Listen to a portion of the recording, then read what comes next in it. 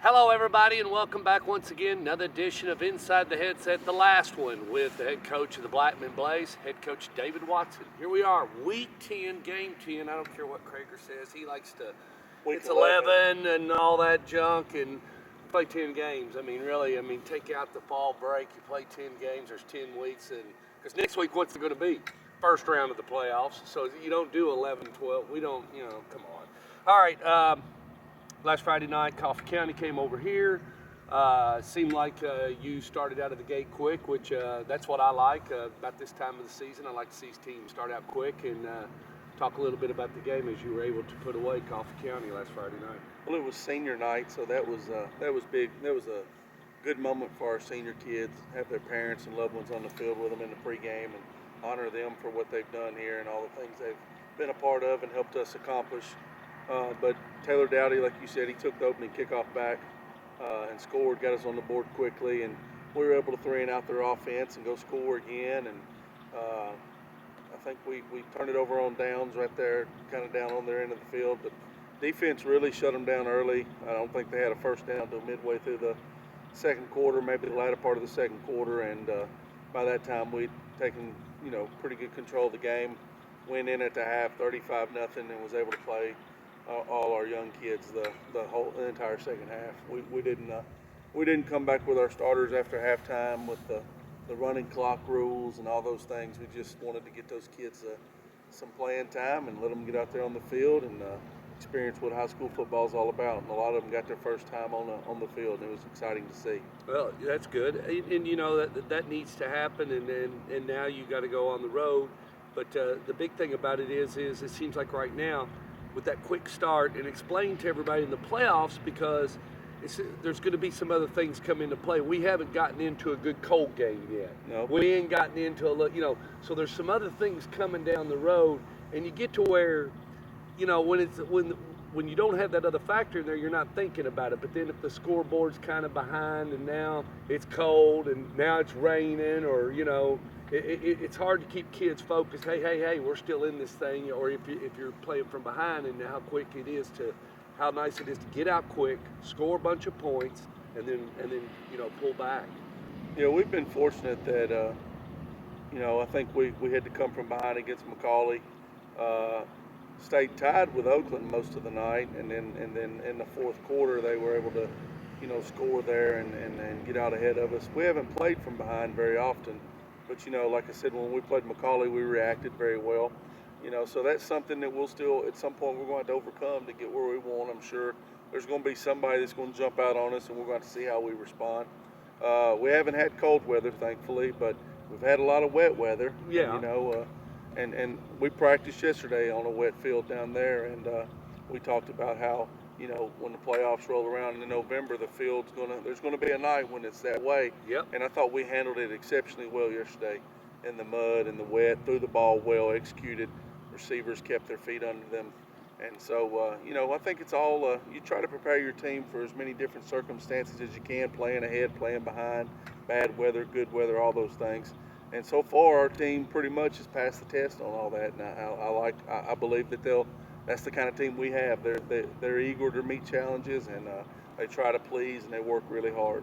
So you got the game tomorrow night, but where are you? Where you're kind of going to fall if everything on paper, and you should beat Warren County based on what we know, and we're not being mean to them, but based on where we are in the talent and right.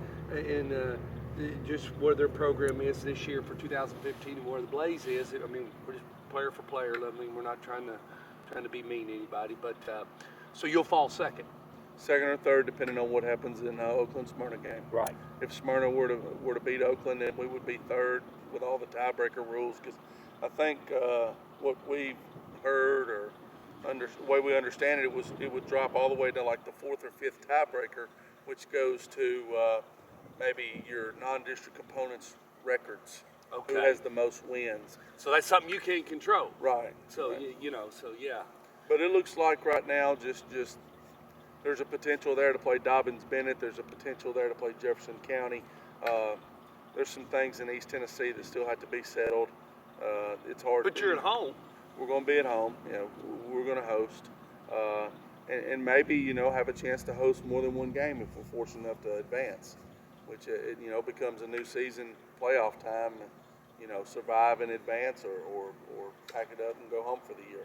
So will you take it? I mean, I know you got to take it week by week, but you would do that, or you'll do it like if we don't do what we're excuse me, if we don't do what we're supposed to do, season over, season over, season over. Right. Monday will be different for the kids. They don't know that. You're exactly right. They don't get it yet. But Monday, when you're a senior and you start to understand that if we don't play, then this could be my last Monday. Yeah. And the sense of urgency will change. The attention to detail will go up a notch, and that's all across the state. And the teams that do that the best will be the ones that advance. There's always 5 or 6 teams in this state that year in, year out are going to have a chance to win it all. And a lot of who advances is going to come down to chemistry and sometimes a lucky bounce here or there. That's what's going to separate and get us down to 2 teams and get us down to 1 team. And how many times I've been around it for 15 years in this area, and how many times do we see in that first and second round, there's going to be, the way it's kind of is now, probably won't be in that first seed, a 7 catching a 1.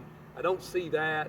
But you can be for sure in the second round, there's going to be somebody get upset that's not paying attention and asleep at the wheel.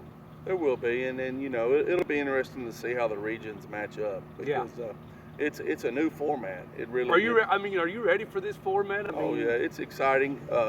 Just some of the names that have been kicked out there that we'll be playing. A lot different, Jefferson County, Dobbins, Bennett, never played any of those teams here. Yeah, so that'd be kind of cool. I mean, for us, as far as, we're on the pretty good end of the stick because we're, in that instance, you're coming in at a pretty good seed. So go over to Warren County. Let's talk a little bit about Warren County. They're running football team from what I understand, right. and take it from there. They did get a victory a couple weeks ago against Sequatchie County, which was good for them, but.